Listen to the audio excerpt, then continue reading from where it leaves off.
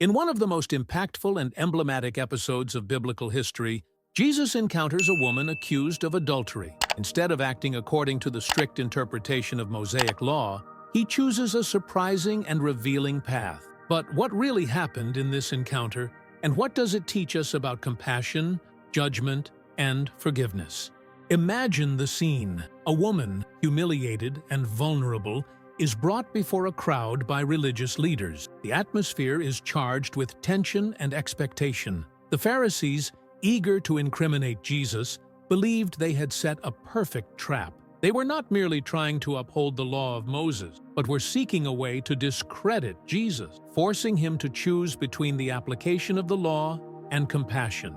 According to the law, the punishment for adultery was stoning. But there was a crucial detail. It was illegal for the Jews to carry out capital punishment under Roman occupation. Therefore, if Jesus agreed to the execution, he would be in conflict with Roman law. And if he said not to stone her, the Pharisees could accuse him of disobedience to the law of Moses. What seemed to be a simple trap was actually revealing a deep moral dilemma, placing Jesus in a delicate position.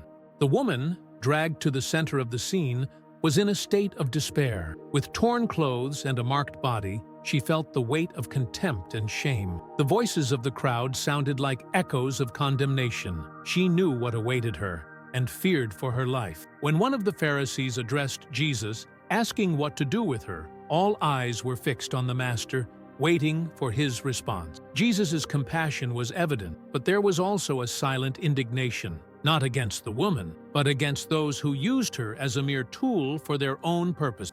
Instead of answering immediately, Jesus kneels and begins to write on the ground. What was he writing? The scriptures do not reveal it, but the action itself has a profound symbolic weight. While the Pharisees waited for a direct answer, Jesus seemed to shift the focus, using his gesture to subvert the situation. What could be seen as hesitation was, in fact, an invitation to reflection. He was not only challenging the Pharisees' logic, but also making them confront their own lives. When he finally stands and says, "Let him who is without sin among you be the first to throw a stone at her," the silence becomes deafening.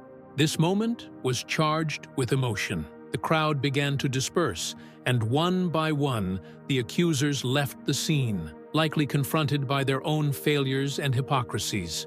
After the last stone fell to the ground, Jesus turned to the woman. Still in shock, she raised her eyes and found compassion in his gaze. Jesus asked her, "Woman, where are they?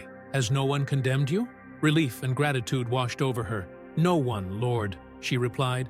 Jesus then said something profoundly transformative. "Neither do I condemn you. Go, and from now on, sin no more." This was not just an absolution. It was a call to a new life. He encouraged her to turn away from the sin that had brought her there and offered her a future filled with hope.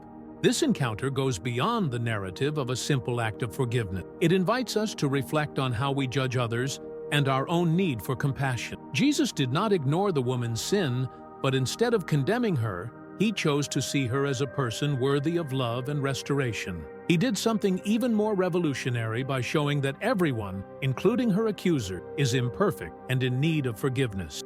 The central message here is not just about the woman, but about the nature of love and mercy. In a world where people often seek to find fault in others, Jesus teaches us to look within ourselves. Imagine the situation today. How many times do we see people publicly judged and condemned for their mistakes, without considering the complexity of their stories? Jesus' lesson remains relevant. We must choose compassion over judgment.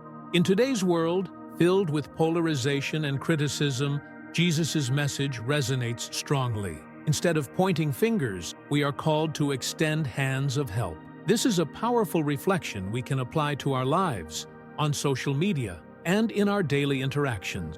Jesus did not stone the adulterous woman because he came to transform lives, not to destroy them. He invites us to do the same, to look beyond the mistakes of others and seek the love that restores.